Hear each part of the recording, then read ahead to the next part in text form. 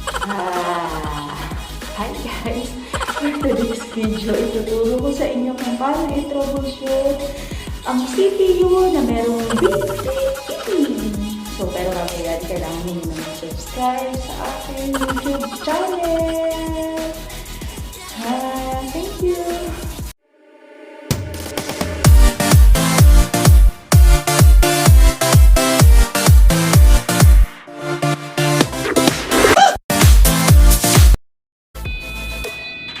So, ayan guys, ituturo ko sa inyo kung paano i-troubleshoot yung beeping ng computer.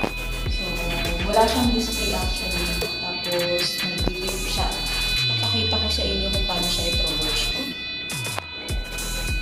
So, unang-una, tanggalin natin yung sa power cord.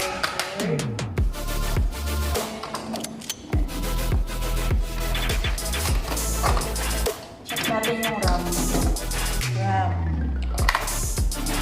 RAM. So, ayan. So, balik lang natin.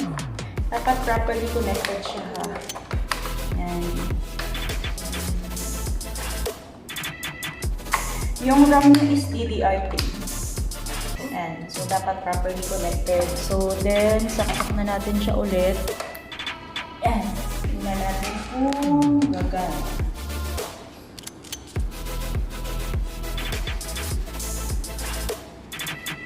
Antay-antay lang tayo.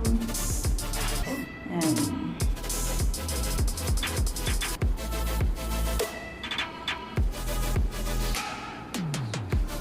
Ayan, nagka-display siya.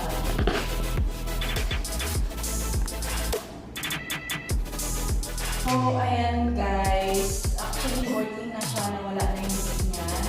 So, ang ginawa ko is inayos ko lang yung RAM niya. Dapat properly connected siya para wala siyang beep.